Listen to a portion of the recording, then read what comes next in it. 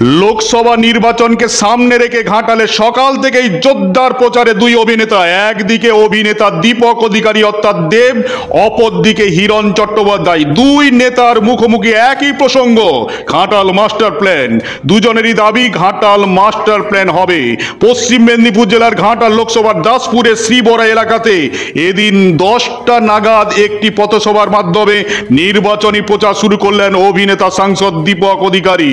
অপরদিকে ঘাটাল ব্লকের ঘাটাল পৌরসভার মন্দিরে পূজা দিয়ে অলিতে গলিতে প্রচার সারলেন অভিনেতা হিরণ চট্টোপাধ্যায়। তবে এদিন ঘাটাল মাস্টার প্ল্যান নস্য হওয়াকে হাতিয়ার করে প্রচারে হিরণ চট্টোপাধ্যায়। অপরদিকে তৃণমূল প্রার্থীও মাস্টার প্ল্যান না হওয়াকে হাতিয়ার করে কেন্দ্রের বিরুদ্ধে দোষ চাপিয়ে জোরদার প্রচারে। ঘাটাল মাস্টার প্ল্যান লোকসভা নির্বাচনে প্রথম হাতিয়ার বিরোধী দুই দলের কাছে। তবে নেতাদের প্রতিশ্রুতির বন্যা বইলেও নির্বাচনের পর মাস্টার প্ল্যান কার্যকর হয় কিনা সেটাই দেখার।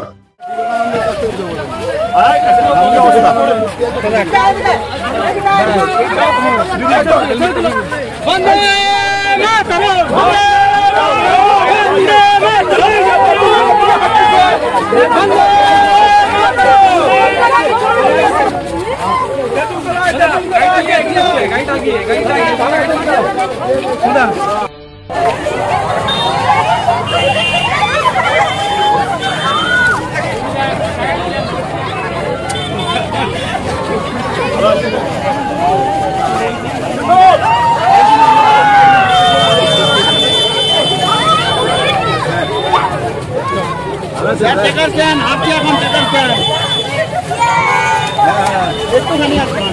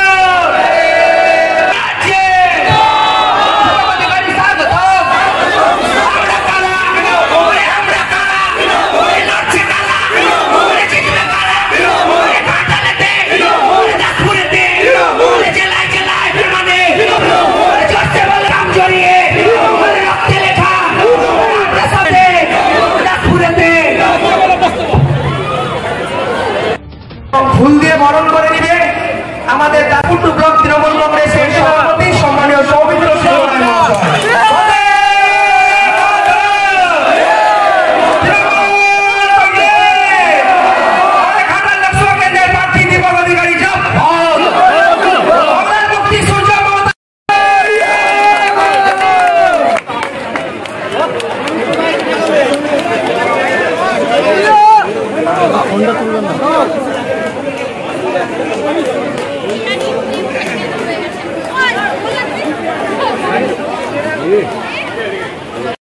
প্রেসিডেন্ট আইএনটিটিইউসি ব্লক আমাদের অঞ্চল সভাপতি এই মহোদয়গণের পক্ষ থেকে বরণ করে নেওয়া হচ্ছে আমাদের প্রিয় প্রার্থী সাংসদ দীপক অধিকারী দেব মহোদয়কে। এরপর আমাদের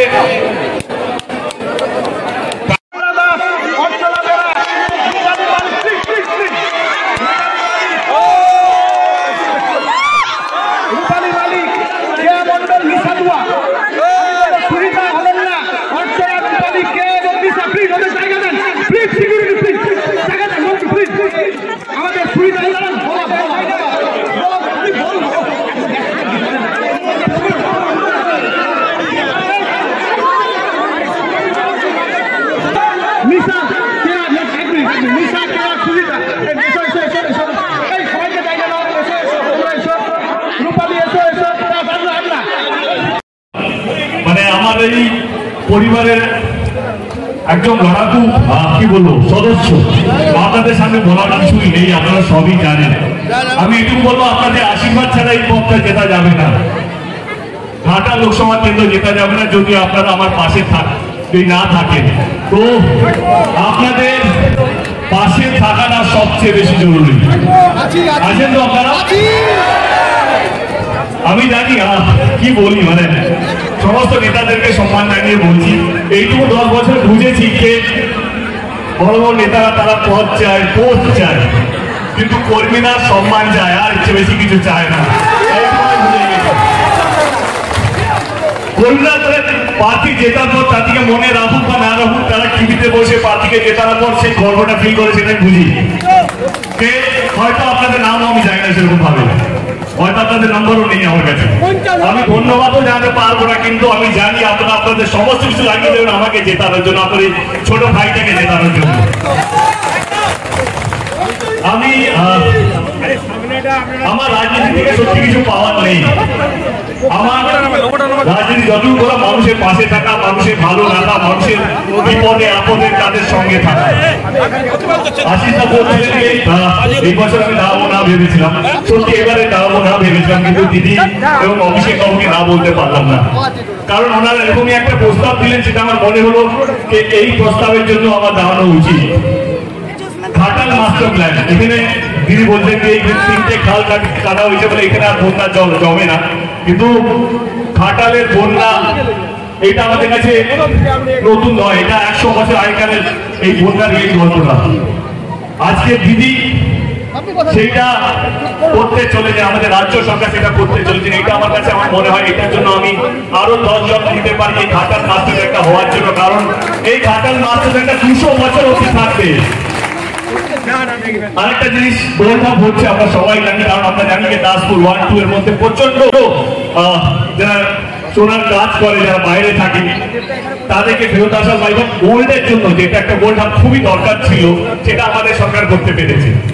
তো আমার মনে হয় যে আমাদের সরকার যা যা আমার মনে হয় বলছে, আপনারা আমার চেয়ে বেশি জানেন, আপনাদের বলবেন দাদা এরও আছে, এই কাজগুলো দিদি করে দিতে আপনি জানেন না, এইগুলোকে আমাদেরকে দাসপুর 1-2 এর মানুষদেরকে বলতে হবে, আমাদের নেত্রী, আমাদের সরকার কি কি কাজ করেছে। এবং আমাকে নিয়ে গত 2 বছর ধরে অনেক কিছু গুজব চলছে, গরু চোরের টাকা নিয়ে সিনেমা বানিয়েছে, কাটমাই নিয়েছে। ঘাটাল লোকসভা কেন্দ্রের মানুষ জানে দেব একটা ঘাটাল দিকে নিয়ে যায়নি, বরং নিজের পকেট থেকে টাকা দিয়ে মানুষের ভালো করার চেষ্টা করেছে। আপনারা চোখ বন্ধ করে আমার জন্য লড়তে পারেন, আমি দায়িত্ব নিয়ে বলছি, কারো 1 টাকা নিয়ে আমি সিনেমা করিনি, যদি সবুজ থাকে যে দিয়ে আসুন, এটা আমি 2.5 বছর ধরে বলছি। আমি যেদিন দাঁড়াবো বললাম তার 2 দিনের পরে আমার কাছে ইন্ডিয়ান নোটিশ এলো, চলো মাথা পেতে দিলাম, বলে ঠিক আছে, দেশের তদন্তকারী সংস্থার উপর আমার বিশ্বাস আছে, হাসতে হাসতে গেছি, হাসতে হাসতে বেরিয়েছি, এইটাই হচ্ছে প্রমাণ। বিরোধী দল অনেক কিছু বলবে, মানুষ যেন বিভ্রান্ত না হয়। যখন করোনা হয়েছিল, আমার এখনো মনে আছে, করোনার সময় কেন্দ্র সরকার আমাদেরকে লকডাউন দিয়েছিল, আমাদের দাসপুরে অনেক ভাই বোনেরা বাইরে আটকিয়েছিলেন, তাদেরকে ফেরত নিয়ে আসার দায়িত্ব ছিল আমাদের, আমরা নিয়ে এসলাম দাসপুরে। যারা বাইরে, যারা অন্য স্টেটে, যারা অন্য রাজ্যে আটকিয়েছিল, তাদেরকে দায়িত্ব করে আমি নিয়ে এসলাম, এই টাইপের কথা বলতে পারি। করোনার সময় হসপিটাল বেড পাওয়া যাচ্ছে না, ওষুধ পাওয়া যাচ্ছে না, তখন আমাদের দলের প্রত্যেকটা কর্মীরা এবং আমি এসি রুমে বসেছিলাম, আমরা রাস্তায় ছিলাম মানুষের ভালো করার জন্য। আমার মনে হয় যে এইটা মানুষদেরকে বলতে হবে। ইলেকশন আসছে, ইলেকশনের ভাষা আপনারা সবাই জানেন যে কাউকে ছোট না করলে নিজে বড় হওয়া যায় না, কিন্তু আমরা এটা বলতে পারি, আমি অন্তত গত 10 বছরে আমরা এমন এত ভালো ভালো কাজ করছি, তার জন্য অন্য কাউকে ছোট করতে হবে না, ওরা কি করছে সেটা নিয়ে বলতেও হবে না, কারণ আমাদের সরকার, আমাদের নেত্রী এবং আমাদের দল, আমাদের দলের নেতারা, কর্মীরা যা যা কাজ করেছেন। বেশি সময় নেব না, এইটুকু বলবো যে 2 বার আপনারা আমাকে জিতিয়েছেন। দাসপুর সবচেয়ে শান্তপ্রিয় একটা জায়গা, মানুষ শান্তি পছন্দ করে, মানুষ এখানে মানে মিথ্যে প্রচার পছন্দ করে না, অশান্তির কথা পছন্দ করে না, এবং আপনারা যারা আছেন এই শান্তিটাকে বোঝায় রেখেছেন, তার জন্য পুরো দায়িত্ব আপনাদের, পুরোটাই আপনাদের এই শান্তি বোঝায় রাখার জন্য। আমরা শান্তিপূর্ণভাবে নির্বাচন করবো, এবং সত্যি কথা বলতে গেলে আমাদের দল যা যা কাজ করেছে সেই কাজের প্রচার যদি আমরা মানুষের কাছে ঘরে ঘরে গিয়ে বলতে পারি, তাহলে আমরা চোখ বন্ধ করে বিপুল ভোটে জিতবো। আছেন তো আপনারা সঙ্গে? বিশ্বাস করুন, আপনারা যদি পাশে থাকেন আর আমার কোনো। আমরা শুনে নেব 2 অভিনেতার বক্তব্য। তারা জানে তারা কি কাকে ভোটটা দিতে হবে, এবং আমি খুব কি বলবো, আমি বিশ্বাসী কি এইবারেও আমরাই জিতবো। একটা প্রশ্ন আমার শেষে, এরপরে হয়তো অনেকে অন্য প্রশ্ন করবে, সেটা হচ্ছে যে হিরণের সঙ্গে দেবকে নিয়ে কোনো পরিচালক এবং প্রযোজক যদি এবার সিনেমা বাঁধতে চায়, হিরণ তো লাস্ট 10-15 বছর ধরে কাজ করেন, না করেন, যদি হয় এবার, আমি তো মিঠুন দার সঙ্গে কাজ করছি, হ্যাঁ সে বটে। তা আমি তো আমার কাছে বিজেপি কোন হিরো কোন এ তো না, আমার তো অনেক বিজেপির বন্ধু বান্ধবরা আছে। মিঠুন দার সঙ্গে করেছি, রুদ্র বিজেপিতে আছে, ওর সঙ্গে খুব ভালো যোগাযোগ। অর্ণা বাসুর সঙ্গে আমার মায়ের রোলটা করেছে, মানে it's not BJP, it's not TMC, it's not CPM. Kalighat বলছি, টলিগঞ্জে আমি কোনদিন রাজনীতিকে ঢুকতে দিইনি, সিনেমার মধ্যে আমি কোনো রাজনীতির প্রভাব পড়তে দিইনি, তো আমি সেটাই মেনটেন করবো। খুব দুঃখজনক একটা ব্যাপার, আমার মনে হয় কি সবাইকে সচেতন থাকা উচিত, সরকারের কড়া পদক্ষেপ নেওয়া উচিত এবং যারা যারা দোষী তাদের শাস্তি দেওয়া উচিত, সিম্পল। বিরোধী দলকে আজকে বলেছে 2010-এর পর 500 জলাশয় ভরাট হয়েছে, 800-র মতো অবৈধ। আমি এইগুলো জানি না বিরোধী দলগুলো কি বলছে কি বলছে না, আমি একটা জিনিস সহজভাবে বুঝি যে যারা দোষী তার শাস্তি পাওয়া উচিত, এরকম যেন আর দুর্ঘটনা যাতে না হয়। রাজনীতিতে কথা ছড়াছড়ি বিভিন্ন নেতাদের মুখে, সেই নিয়ে কি বলবেন? আমার কি দরকার? দেখো, আমি যদি আমার আশেপাশে তোমার ঘরের বাইরে তুমি যদি পরিষ্কার রাখো এবং তোমার ঘরের বাইরে দেখে অন্য ঘরের লোকেরা ভাবে কি না এর ঘরের বাড়িটা পরিষ্কার, আমিও আমার ঘরটা পরিষ্কার রাখবো, বাইরেটা পরিষ্কার রাখবো, এটা শিক্ষার ব্যাপার, এটা শেখার ব্যাপার। এইটা তুমি জোর করে কাউকে এটা বলতে পারেন তুমি এই কথা কেন বলছো, কারণ আমরা গত নির্বাচনে দেখেছি গলি মারো গদ্দারো খুব, মানে দেশের বড় বড় মন্ত্রীরা এই মানে এই কথাগুলো বলতো আর কি। আমরা দেখেছি যে যাকে আমি কি বলি, নামাজ পড়তে পড়তে কি মানে আমরা সবাই দেখেছি, আমাদের কোথাও যেন আমরা একটা ইলেকশনে জেতার জন্য আমরা যত পারবো নিচে নামার জন্য তৈরি আছি, প্রস্তুত আছি। সেই জায়গা থেকে দেব ঘাটাল লোকসভা কেন্দ্রে যথেষ্টভাবে সতর্ক এবং জানে কিভাবে সুস্থ রাখা যায় এই পরিবেশটাকে। আমি চাইলেও আজকে হিরণ যেভাবে আমাকে অ্যাটাক করছে আমিও অ্যাটাক করতে পারতাম, আমিও অনেকগুলো প্রশ্ন ছুড়ে দিতে পারতাম, তাতে লাভ হবে না, আরও প্রদূষণ বাড়বে। আমি সেই প্রদূষণটা বাড়তে দিতে চাইছি না, আমি সুস্থ একটা অ্যাটমসফিয়ার তৈরি করতে চাইছি এবং সেটাই চেষ্টা করছি। ও তো 100%ও বলতে পারে, মানুষের তো বলা তো কোনো ট্যাক্স নেই। আজকে তুমি তাহলে আজকে কথার কথা হচ্ছে আমি দেব একটা পোস্টার বয় টিএমসির, আজকে যদি আমি কোনো এর মধ্যে যুক্ত থাকতাম, কোনো দুর্নীতির মধ্যে যুক্ত থাকতাম, তখন কি মনে হচ্ছে আমি বাইরে থাকতাম? আচ্ছা মুখ্যমন্ত্রীরা জেলের মধ্যে আছে, বড় বড় নেতারা জেলের মধ্যে আছে, সেখানে দেব কে?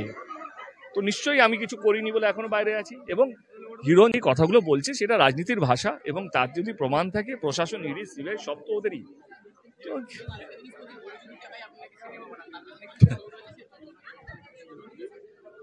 আমিও চাই দিই, আরে কলকাতা আমি বলছি সিবিআই কে দিয়ে আসুক, তারা বসে আছে তথ্য পাওয়ার জন্য।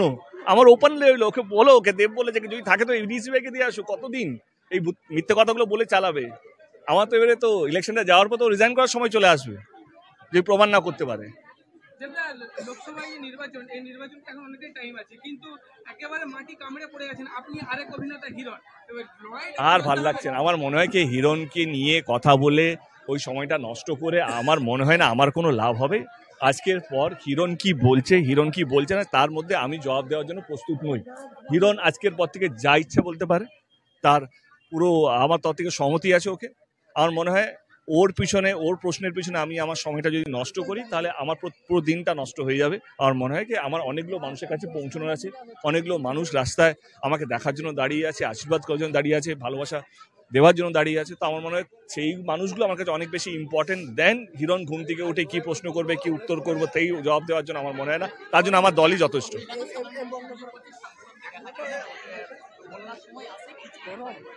দেখো, আমার মনে হয় এইটা এমন একটা অভিযোগ, আমার মনে হয় সেটা থাকারই কথা, অস্বীকার করার কথা নয়। যে এত বড় কনস্টিটুয়েন্সি যেখানে আমি হয়তো সব জায়গায় যেতে পারিনি, এটা সত্যি আমি অ্যাকসেপ্টও করছি। এখানে এটার মধ্যে কোনো ইয়ে নেই, বাট আমি যথেষ্ট চেষ্টা করেছি 10 বছর ধরে মানুষের ভালো করার জন্য, মানুষের যা যা সহযোগিতা লাগে একটা সাংসদের পক্ষ থেকে, একটা রাজ্য সরকারের পক্ষ থেকে আমি দেওয়ার চেষ্টা করি। ঘাটাল মাস্টার প্ল্যান হচ্ছে সবচেয়ে বড় উদাহরণ, এবং রাস্তাঘাট থেকে আরম্ভ করে ডেফিনেটলি যারা বলছে যে কম দেখা গেছে, ডেফিনেটলি তারা মিথ্যে কথা বলছে না। হ্যাঁ, কারণ আমার দুটো দিককেই ব্যালেন্স করতে হচ্ছে। আমার সিনেমাটাও কোথাও যেন আমার মনে হয় সেটাও একটা মানুষকে বিনোদন দেওয়া, সেটাও বাংলা মানুষের জন্য, তাদের উৎসব, পুজো হোক, ক্রিসমাস হোক বা যে কোনো উৎসবে যখন আমার ছবি রিলিজ হয় তাদেরকে যেন মনোরঞ্জনটা দিতে পারি, তাদেরকে যেন বিনোদনের মাধ্যমে এন্টারটেন করে রাখতে পারি, সেটাও আমার দায়িত্ব। সেরকম পলিটিশিয়ান হিসাবে, জনপ্রতিনিধি হিসাবে মানুষ যেন আমার কাছ থেকে সেবাগুলো পায়, সেটাও আমার দায়িত্ব। দুটোকেই পালন করছি, কখনো এটা কম ওইটা বেশি হয়ে যায়, বাট ডেফিনেটলি এটা আমার মাথায় আছে। Thank you. দেবের কি কি কাজ এখনো বাকি আর কি কি সম্পন্ন হয়েছে? আমার মনে হয় কি রাজনীতির মধ্যে কোনো জনপ্রতিনিধির কাজ কোনোদিন শেষ হয় না। আমার মনে হয় যে প্রত্যেক দিন, প্রত্যেকটা সময়, প্রত্যেকটা বছর, প্রত্যেকটা প্রত্যেকটা সময় মনে হয় কি অনেক কাজ বাকি রয়ে গেছে। আর যে কাজগুলো করেছি সেইগুলো আমার মনে হয় কি আমাদের ভোটার ঘাটাল লোকসভা কেন্দ্রের মানুষ জানে এবং তার ভিত্তিতে হয়তো ভোটটা দেবে। কাজ ডেফিনেটলি অনেক করা বাকি আছে, অনেক কাজ করবও হয়তো। কী কাজ করেছি আমি নিজে পেটাতে চাই না, বাট আমার মনে হয় ঘাটাল লোকসভা কেন্দ্রের প্রত্যেকটা মানুষ জানে আমি কী কাজ করেছি এবং কি কাজ নিয়ে আসছি। এটা ঘাটাল মাস্টার প্ল্যান, যার জন্য আমার আবার রাজনীতিতে ফেরত আসা। তো আমার মনে হয় কি যাদের জন্য নির্বাচন তারা ভালো করে জানে যে দেব কি কাজ করেছে, দেব কতটা ভালো, দেব কতটা সৎ, বা দেবের নিয়ে যেই বিরোধী দলগুলো যেগুলো প্রচার করছে সেগুলো কতটা সৎ। ঘরের ছেলে আবার ঘরে ফেরা, এটা একটা কিন্তু রোল উঠেছিল যে ঘরের ছেলে চলে যাচ্ছিল আবার চলে এসছে, কারণ অনন্যাদিও বলেছিল ঘরের ছেলে আবার ঘরে ফিরেছে। তো এটা নিয়ে তো অনেক কথা তোমার দলের লোকও বলেছে এবং দলের বাইরের লোকও বলেছে, তো তুমি কি বলবে তাদেরকে? আমার মনে হয় কি পার্লামেন্টে যখন আমি লাস্ট দিনে যে বক্তৃতা দিয়েছিলাম, আমি দাঁড়াই বা না দাঁড়াই, কিন্তু ঘাটাল আমার মনের মধ্যে সারা জীবন থাকবে। কারণ ঘাটাল লোকসভা কেন্দ্রের প্রত্যেকটা মানুষ যারা আমাকে ভোট দিয়েছেন এবং যারা আমাকে ভোট দেননি, তারা হয়তো অন্য দলের সাপোর্টার, তারাও আমাকে মন প্রাণ দিয়ে আশীর্বাদ করেছেন, ভালোবেসেছেন এবং তার জন্যই হয়তো দুবার জিতেছি এবং তৃতীয়বার জেতার পথে। আমার মনে হয় কি আমি ওরকম রাজনীতি করি না কাউকে ছোট করে, কাউকে বড়। আমি যতটুকু রাজনীতি করেছি গত 10 বছরে মানুষের উন্নয়নের জন্য, মানুষকে ভালো রাখার জন্য, একটা সুস্থ পরিবেশ তৈরি করার জন্য। তো আমি সেইটা আমার মনে হয় 10 বছরে কোথাও যেন আমি সেটা করতে পেরেছি এবং সামনের 5 বছর আবার সেটা মেনটেন করবো, যাতে আমার কোনো বক্তৃতাতে কেউ ছোট না হোক বা আমার কোনো বক্তৃতাতে দুটো দলের মধ্যে ঝামেলা না হোক এবং এটা শান্তির পরিবেশ যেটা আমি 10 বছর ধরে বোঝাই রেখেছি, প্রত্যেকটা মানুষকে আগলে রেখেছি। তো আমার মনে হয় সেইটার জন্যই নির্বাচনটা আমার মনে হয় এবারে মানুষ ভোট আমাকে বেশি করবে। ঘাটাল কলকাতা ঘাটাল করতে হচ্ছে এই সময়ে, এই গরমে দাঁড়িয়ে সিনেমার ক্ষেত্রে প্রভাব পড়ছে না? আমার মনে হয় আমি কতটা পরিশ্রম করতে পারি আমার মনে হয় 18 বছর ধরে বাংলার মানুষ দেখেছে, জানে, বোঝে। তো পরিশ্রম নিয়ে দেব কোনদিন পিছু পা হাঁটে না। আমার মনে হয় কি এই বয়সেও বয়সে আমার তো কত বয়স, 20-25। Anyway jokes apart, I think বয়স বা এনার্জি বা ক্লান্তি নিয়ে আমার কোনো নেই। আমার মনে হয় কি নির্বাচন এমন একটা জায়গায় চলে গেছে, রাজনীতি এমন একটা জায়গায় চলে গেছে, এত দোষারোপ বা এমন ভাষার যেখানে কোনো কিছু না জেনে শুনে বক্তৃতা দিয়ে দেওয়া, চোর বলে দেওয়া, করে দেওয়া, আমার মনে হয় এইটা আরো বেশি দুঃখজনক দেন এতটা গরম বা কতটা পরিশ্রম করছে। হিরণ অনেক কথা বলছে, এটা রাজনীতির ভাষা। আমার মনে হয় হিরণের জায়গায় অন্য কেউ হলে একই কথাই বলতো। তো হিরণ বা অন্য কেউ, হিরণ জায়গায় অন্য কেউ হলে একই কথা বলতো। আমার মনে হয় রাজনীতির এইটাই ভাষা। তুমি সব করে পুরো দেশ জুড়ে দেখো, আমার মনে হয় কি হিরণ এখানে কোনো দোষ নেই। যেটা রাজনীতির মধ্যে দরকার, যেটা রাজনীতির মধ্যে নিয়ম, সেটাই ও করছে। আমি একটু এক্সেপশন এইখানে, আমি এই ভাষাগুলো প্রয়োগ করি না, কারণ আমার যদি হিরণকে নিয়ে বলা থাকলো আমার একটা দিন পুরো কেটে যাবে, মানে হিরণের ভালো গুণগুলো যদি বলতে যাই। তো আমার মনে হয় সেটা ওকে ছোট করে তো আমার ভোট তো বাড়বে না। আমার মনে হয় মানুষ বোঝে।